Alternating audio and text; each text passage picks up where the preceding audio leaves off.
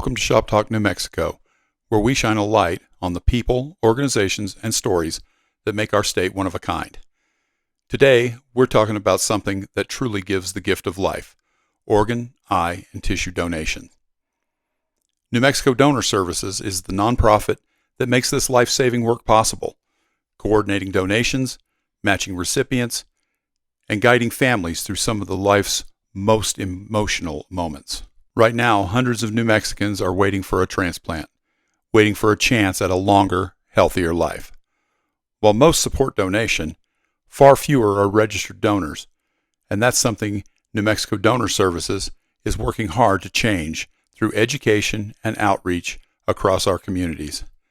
In this interview, we sit down with the Director of External Affairs to explore the donation process, their impact, and how each of us can help save lives right here in New Mexico. Welcome to Shop Talk New Mexico. Today we're at New Mexico Donor Services, and I'm speaking with the Director of External Affairs, Selena Espinoza. And we're going to be talking about donor services, what it's all about, how they go about recruiting donors. I guess that would be the way you would say it. And we're going to go through the process of making organ, tissue, and eye donations. So folks who don't know much about what you do, can you run us through the process of how it's done here in New Mexico and why it's important? Yeah, so we are the local nonprofit that makes organ donation happen. So a lot of people don't recognize that each and every state and different areas have their own what we call organ procurement organizations. And those are all nonprofits. So we're running to help the community. And that's what we're achieving, is saving lives through organ donation. We offer wraparound services. So from start to finish, we work with our hospital partners and the families of people who might become donor heroes. We figure out and coordinate the transplants from there and the logistics behind getting organs from one person to another and making those life-saving miracles happen. And then we offer aftercare services, so grief counseling, ambassadorship, folding them into the community, because it's a really, really hard thing to have happen. To become an organ donor, it's somebody's worst day, but it's also somebody else's best day, because that person is literally saving a life through that miracle. I see. That's very important. We hear that there's a nationwide shortage on donors. Yeah. How does that affect New Mexico in particular, and how does that contrast with how it affects New Mexico versus other states? Yeah, so there's about 100,000 people who are currently waiting for a life-saving organ across the nation. That number has just gone down from 120,000, so we're making some progress. Here in New Mexico, we only have kidney transplant centers. So everybody who's on a waiting list in our state is waiting for a kidney. If you need a heart, lungs, liver, you're listed somewhere else. And so right now there's 400 people who are waiting for a life-saving organ, a kidney, here in New Mexico. We believe that number is much higher because there are people who are affected by needing other organs, but they're listed in Arizona or Texas or Colorado. So as a whole, New Mexico is about average for other states who are waiting for organs. But our plight is that we only have kidney resources here, and they're only in Albuquerque. So if you're in Grants or Gallup or Farmington or Las Cruces, you're coming to Albuquerque when you're already sick, which is really difficult. And that's just a different atmosphere and thing that we have to deal with here in New Mexico. New Mexico Donor Services tries to register as many people. We want you to know what your choice would be in, do I want to be an organ donor? It's very rare that somebody actually becomes an organ donor. So you have to pass in a way that makes donation possible, which means that you're passing away at a hospital. We all hope that we pass away when we're 105 in our beds, like peacefully asleep. The hard part is that's not always the reality, right? So you have to be in a hospital. and you have to be on pretty much a breathing machine. So either you've been pronounced brain dead, or if they withdrew the breathing machine, you would pass away shortly. So that's only about 1 in 1,000 hospital deaths that occur to where they make donation possible. And in that situation, we want you to know, would I want to be an organ donor? Have I told my family I'd want to be an organ donor? Is this something we've ever talked about or considered? Because it's usually in really traumatic circumstances. It's often drownings, something where there's a lack of oxygen to the brain, car accidents, head traumas, gunshot wounds, overdoses, things that families just really aren't prepared for. So to then have another big discussion on top of the fact that you're likely going to lose this person is really, really difficult. So we want you to have that conversation beforehand, understand the life-saving gifts and the miracle that is organ donation, and make that decision before anybody ever gets to that point. Sure. Now, does that criteria apply across the board to all donations, like tissue donations, corneal donations? Yeah, so tissue and cornea, it just depends on the amount of time. Usually, if they can get a donor to us within 24-ish hours, we could still make tissue and cornea donation happen. That's a little bit more rare, but we just want you to know what you would want, so that way we can help you fulfill those wishes. Right. Okay. What are some of the biggest myths and misunderstandings associated with tissue donation or organ donation that seem to persist? Yeah, I love this question because there are a lot of them. The biggest one is that medical professionals won't help save you if you are a registered organ donor, that they'll see that little heart on your driver's license and go, oh, we want those organs. That's not the way it works. And in fact, we run a registry and we're in charge. Medical professionals don't even know if you're a registered organ donor or not. And so there's a check and balance there on purpose to make sure that no matter what, you're getting that life-affirming care. And medical professionals will work hard to save your life no matter what. So I think that's the biggest one. The second one is that you're too old. It's not true. The oldest organ donor was 94. He donated his liver to a 30-year-old woman, and she lived for another 30 years. So I constantly get people say, oh, you don't want my organs, they're too old, I've used them too much, or whatever it is. You never know. 129-year-old liver. Yeah, isn't That's that something. crazy? That is something. So it just depends on the health of your organs, and we leave those decisions up to the doctors. Right. And so never too old, never too sick. Don't ever rule yourself out, because even if you have maybe a blood disease or cancer or something else, there's probably something that can be used. So oftentimes we're able to still donate corneas if there's cancer, like in different parts. It depends. Sure. But to rule yourself out or take yourself off the registry, we say don't do that. Let the doctors figure it out. Let Sure. us work with you. Yeah, make it available, and if they can, they can, and if they can't, they can't. Yeah. Okay, that makes sense. It certainly does.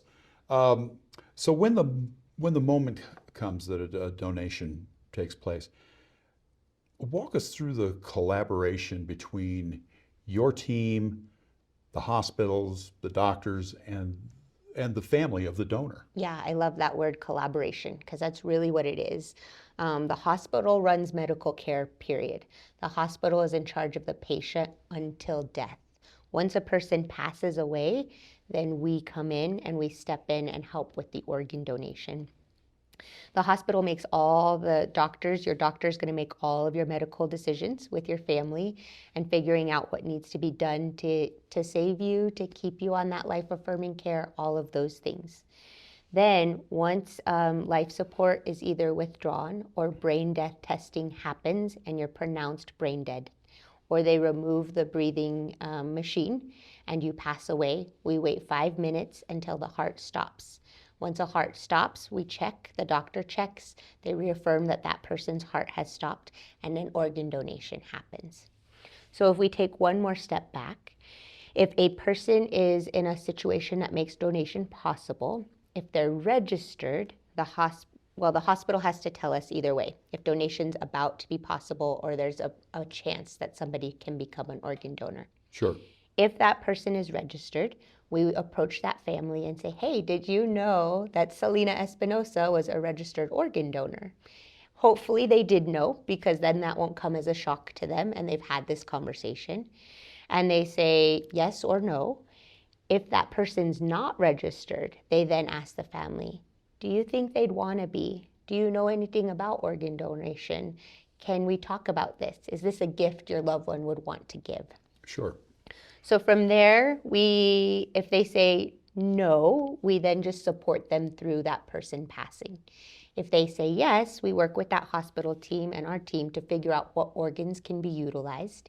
And then there's a national wait list that we do matches and figure out where then those organs would go. From there, we have to figure out how to get them there.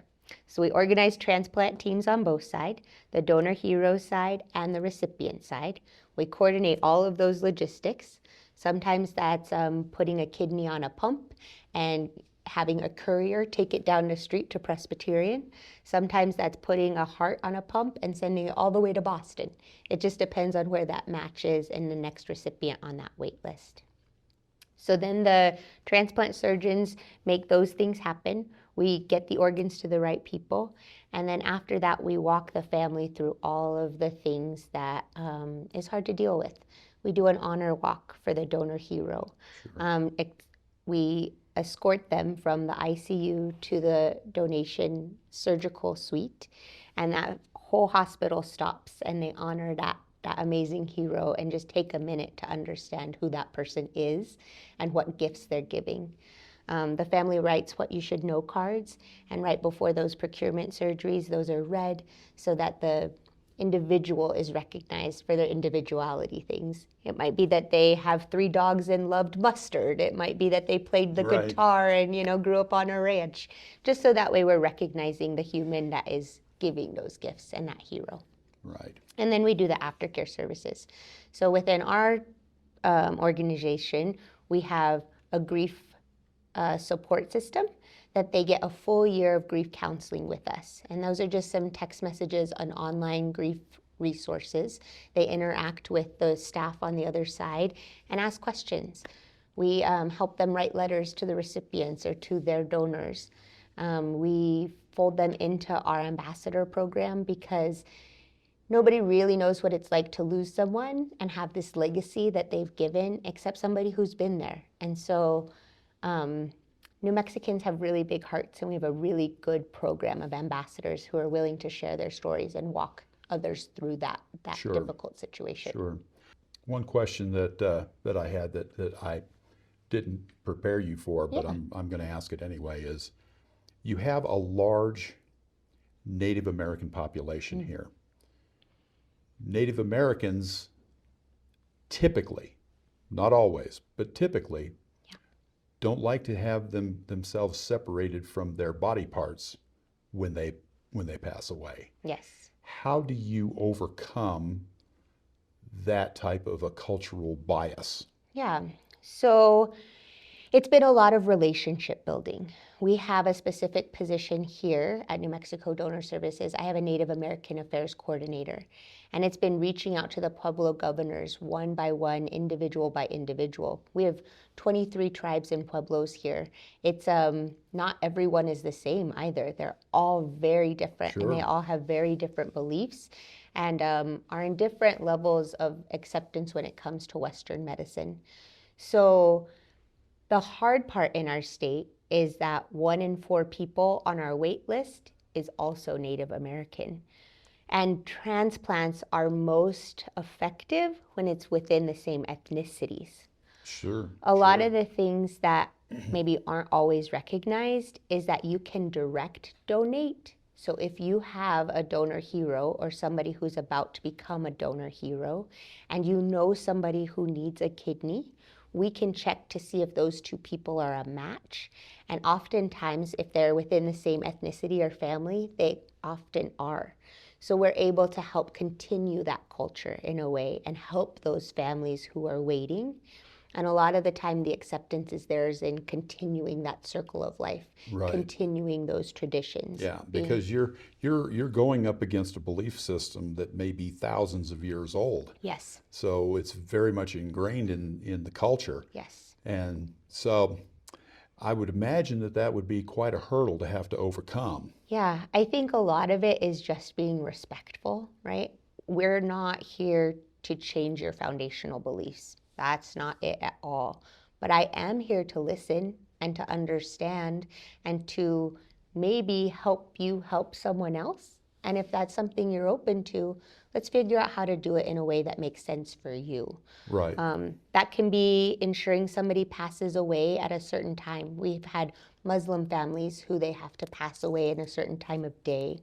Or we have hospital rooms in each of our hospitals where they're able to do saging ceremonies or different things that culturally, not just to Native Americans, but to all of us different in different cultures. We're so blended in New Mexico.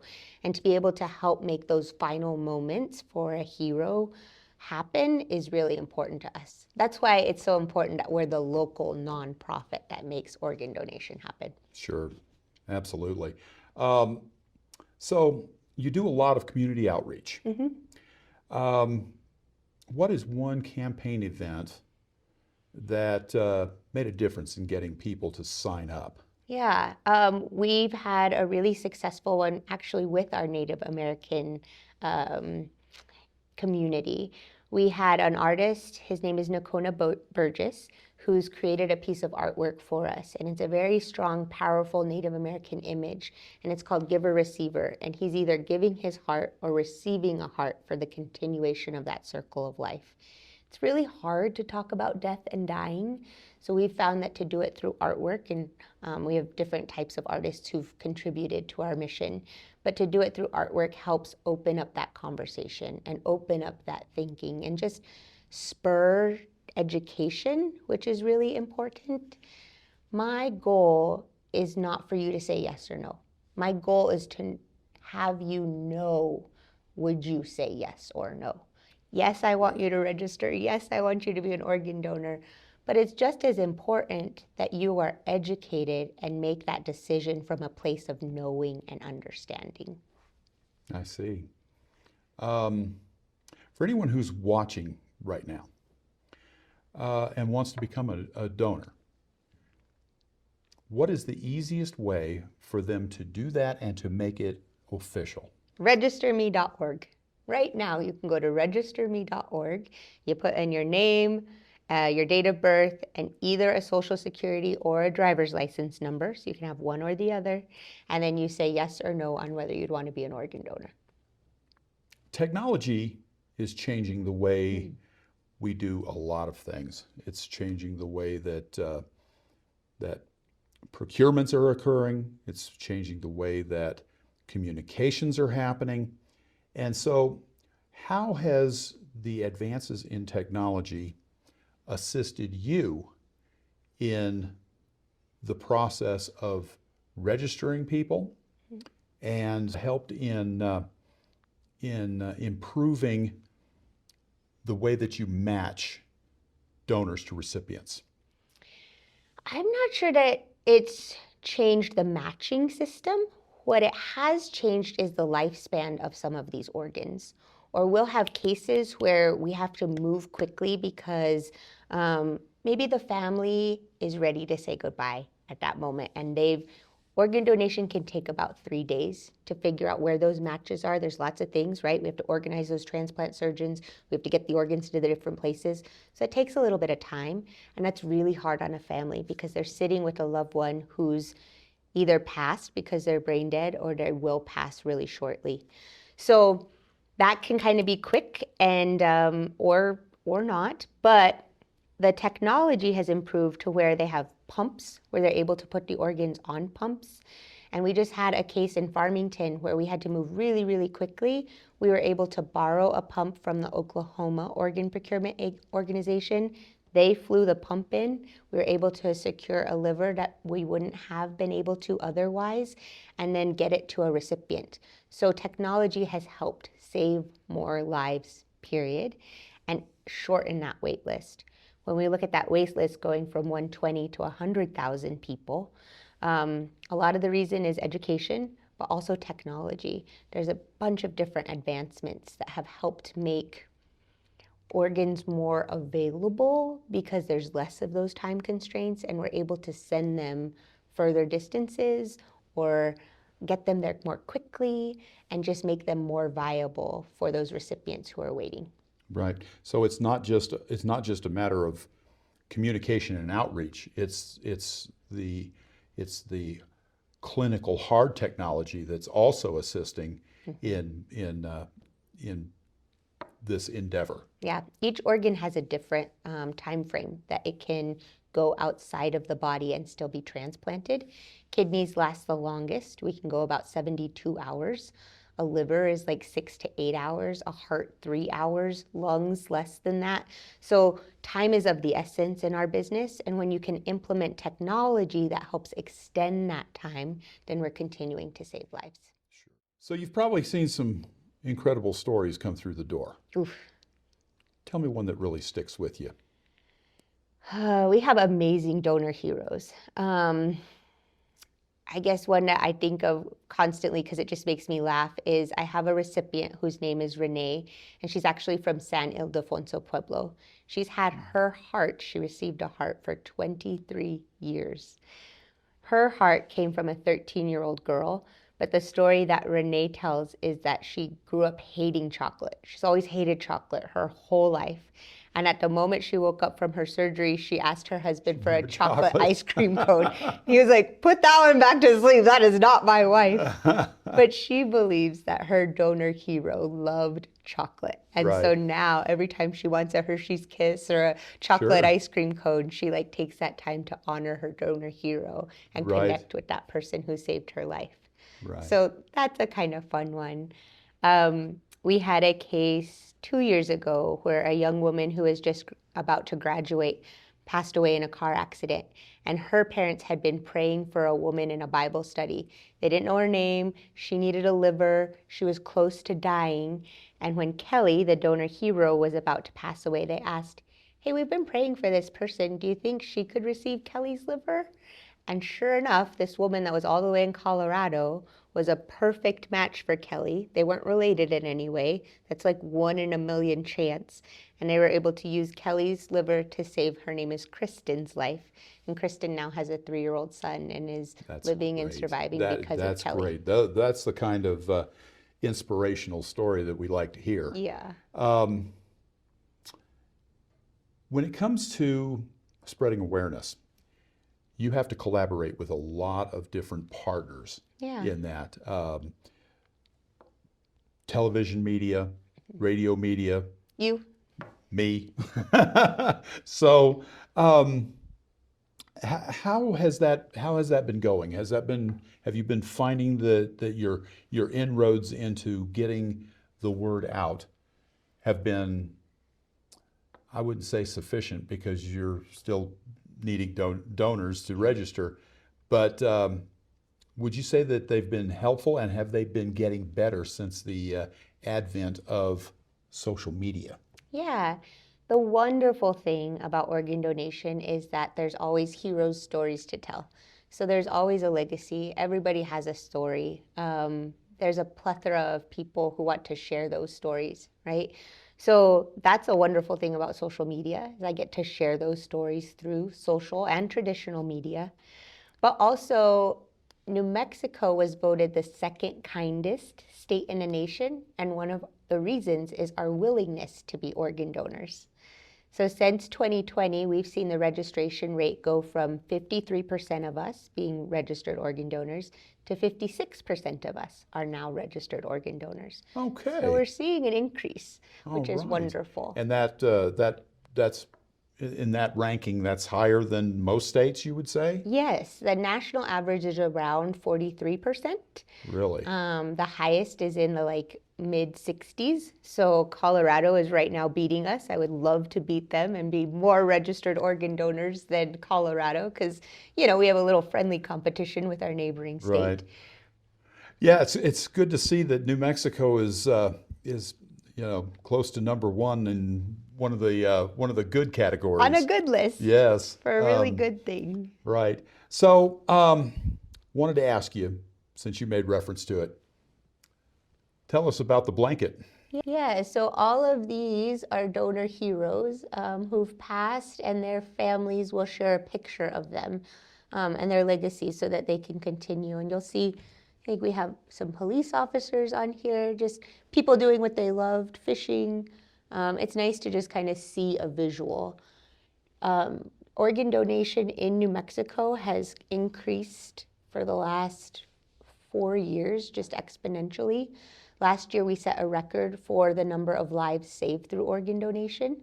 We had 90 donor heroes who saved 240 lives. This year, we've already outpaced that, and we've had 100 donor heroes, and I think we've saved 250 lives. So people are saying yes to that giving gift, but we, as wonderful as those numbers are, it's an individual. It's a person, a name, a legacy, and it's a giant hole that's left in every one of those families, you know? And so their legacy is the fact that they're saving other people and that there's, a piece of them out there somewhere in the world doing really something amazing, but they're not just a number. Every single person has a legacy with our organization, and we really try to visually represent that, but just remember it every day too. What's the biggest obstacle that you face in convincing people to say yes to organ donation? I think it's having to make that decision when you're dealing with a trauma, because it's really hard to face that your loved one's not going to survive whatever happened or has already passed. And then you have this monumentous decision on top of that. So it's so important that you have this discussion prior to anything happen. And heaven forbid something happen. We don't want that to happen. But if you have to make this decision on top of that, it's just really hard. You're in a hospital setting. You're talking to people that maybe you've never met before. You don't know what your loved one would want. It's a big decision and a really personal one, a really amazing one, but it's hard.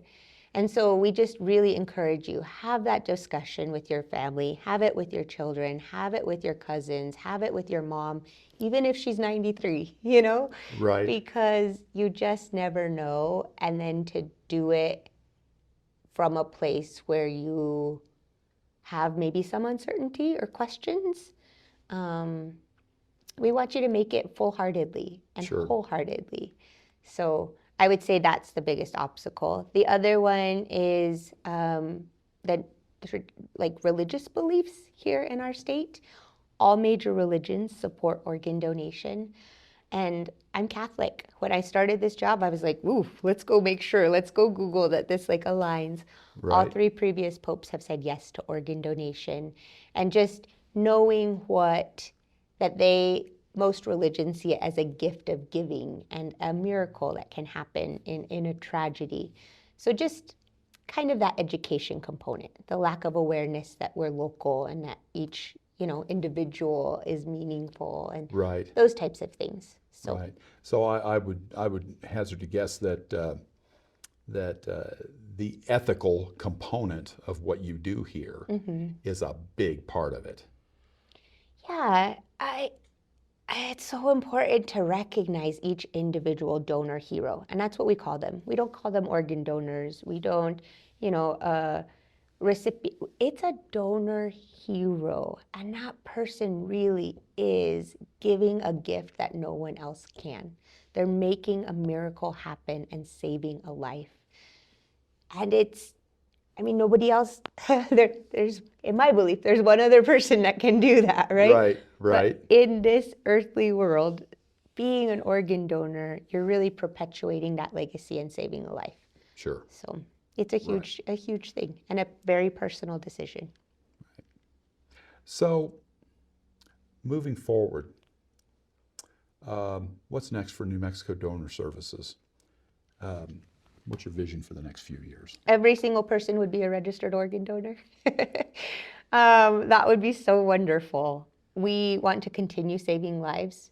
We want to see that wait list eliminated. Right. We want every single person who's waiting right now to receive an organ. One person dies every 20 minutes waiting for an organ across the nation, Right. but also 100 lives are saved every single day because somebody says yes. That's great. That's Right. great. And that's lives that are saved, not just lives that are improved by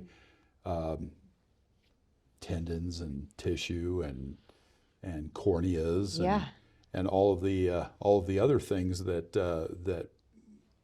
are taken from Donor heroes. donor heroes. Yeah, so that's kind of cool when we talk about that. Skin grafts obviously are used for burn patients and victims who need a skin graft. Oftentimes reconstruction surgeries, maybe breast cancer patients who need reconstruction there.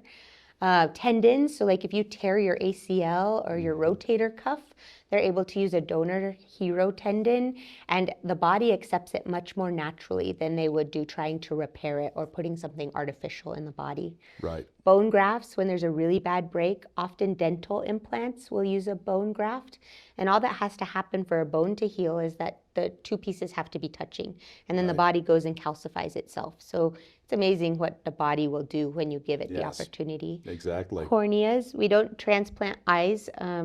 We don't know how to do the ocular nerve yet, but they simply kind of like LASIK surgery. They just take the cornea, lift it, and are able to transplant it, and that person's sight is restored immediately. So Right. that's a huge gift that Sure. you can give. Tissue, heart valves are often used with babies who have birth defects. And so they take the grown-up heart valve and put it into a newborn baby, and then the heart valve grows with that baby for the rest of their life. So that's a giant, giant gift. Trying to think of any other tissues that I might be missing. But we say one donor can save up to 8 lives through organ donation. So 2 kidneys, your liver could technically be split in half. Your liver regenerates. And so you can be a living liver donor and actually give a piece of your liver to somebody in need. But they could take a donor hero's liver and split it in half. Your lungs could technically be split in half. You can live with just one lung for a little while, which is crazy. Your heart, and your intestines and your pancreas. And for people who have diabetes, getting a new pancreas will cure that instantly. And so, a lifelong condition that someone might be suffering from, to get a pancreas transplant will cure them, and they're 100% better after that transplant. Obviously, they have to do anti-rejection medicines and all of those things, but it literally changes their life forever. Right. And then a Right. tissue donor can heal and help up to 75 other people. So you save 8 lives and heal 75 more. It's a giant gift. Absolutely. So, on the subject of tissue rather than organ, is this the tissue bank here where we are now? So we do tissue procurements here. We have 2 surgical wings at our offices where we'll bring donor heroes and they do the procurement. We then sterilize and package them and send them to a tissue bank to be utilized by other agencies or doctors or wherever those recipients are that need those things. So sometimes that could be locally, sometimes it could be all across the nation. So you really never know who your hero might help. What's your sterilization technique? I have no idea. You don't know? Okay. That's why I work I on was this just side of the wondering. camera, not the other I was one. just wondering. I know that we send our tools to Presbyterian to Oh, be okay. cleaned. All right. So um, that's where all of that's sterilized yeah. is in their Wow, and SPD department. all of that Got it. is so intricate that you years of training to actually work back there and do that type Sure, of job. sure. Okay. So, did you have any closing thoughts that you wanted to let the people of New Mexico know before we close this up? So we would love you to always say yes when you go renew your driver's license or ID. You check the box, it'll ask you, it's the very first question you're asked. Would you like to be an organ donor? We hope that you say yes and that you say yes to being a hero. And if you don't say yes there, you can register at any time at registerme.org. And then just always talk about your wishes with your family, because that's who would, in essence, make those decisions. And we want you to make them together as a unit. So if somebody, say, decides that they want to be a donor and their driver's license doesn't expire for another 5 years, can they go to the DMV and have their driver's license renewed then without cost? No, it's $18, so you'd renew your there is driver's a cost. license. Yes. Okay. But at registerme.org, it's free and it's the same thing. And so how do you find out if someone is registered through there? You just run their driver's license number Date or of birth. date of birth, whatever. Yep, Okay. and their full name. All right. So And we're there able is to a look at both registers. so there is a way to identify those people who are donor heroes. On both sides. Yep. Right. Sounds.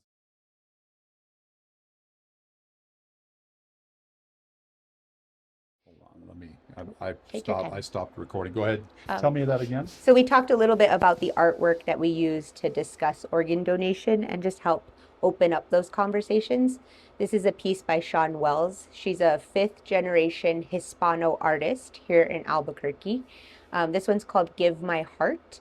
And so her thought is that you're like growing life to be able to then give life to others who might need it.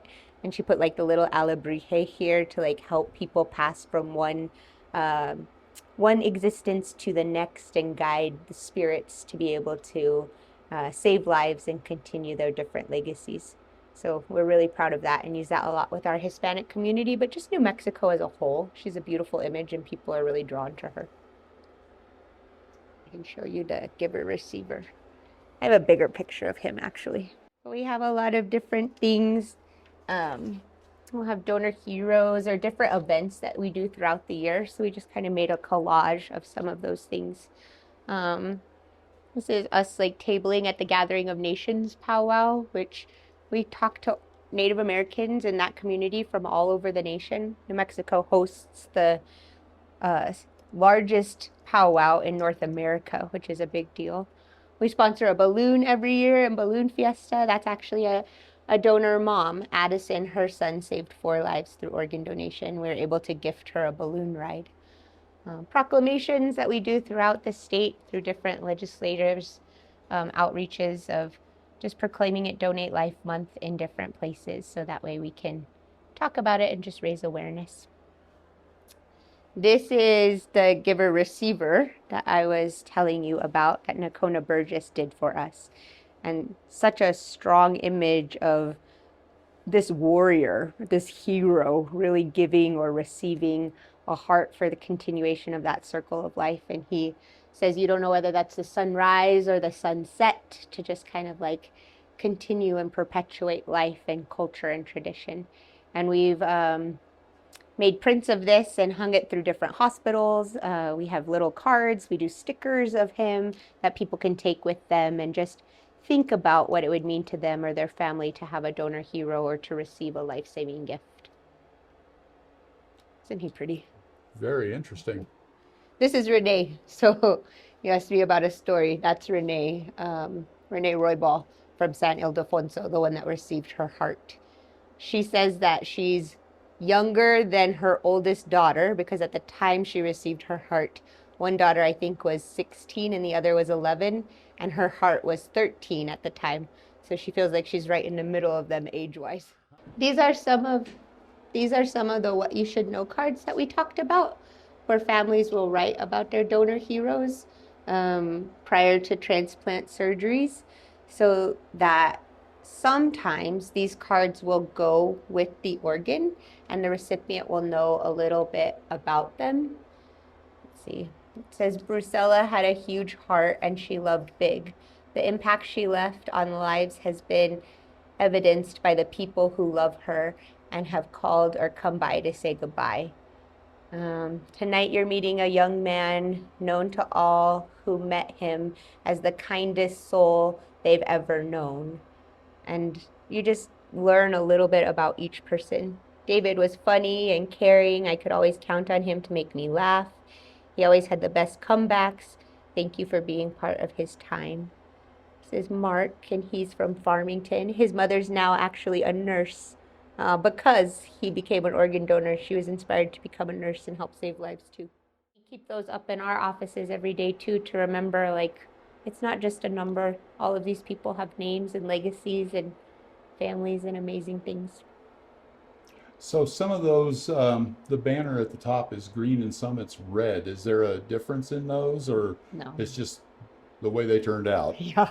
Okay. Just whoever ordered the card at the time. Okay. Red and green, New Mexico, you know? Oh, Red got and it. All right. It's the whole Christmas thing. Yeah, Got it. yeah.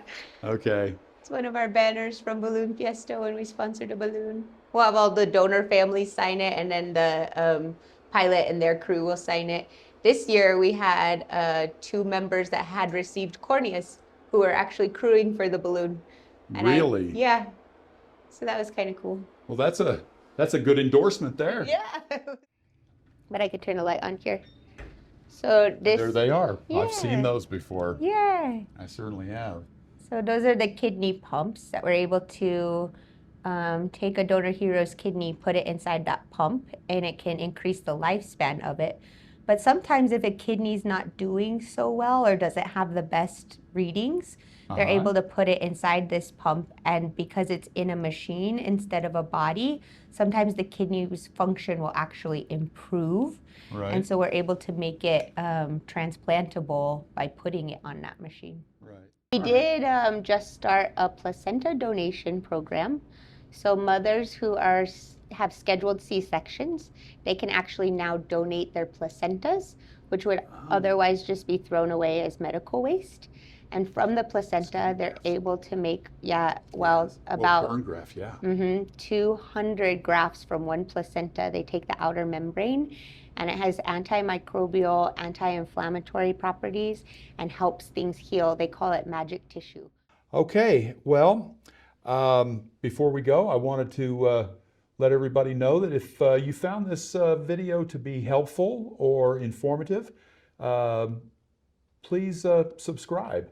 And if you have any questions or any comments, leave them in the comments section below. Thank you. Thanks. Selena, thank you very much for taking the time to talk to the people of New Mexico. It's an important decision. Okay, sounds good. Thank you.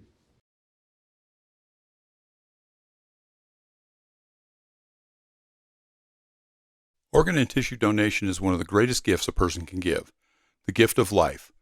One donor can save or improve the lives of dozens of others, right here in our New Mexico communities. If today's conversation inspired you, take a moment to learn more or register as a donor at donatelifenm.org. I'm Carson Harris, and this has been Shop Talk New Mexico, where we share the stories that keep our state's heart beating strong. Thanks for watching, and we'll see you next time.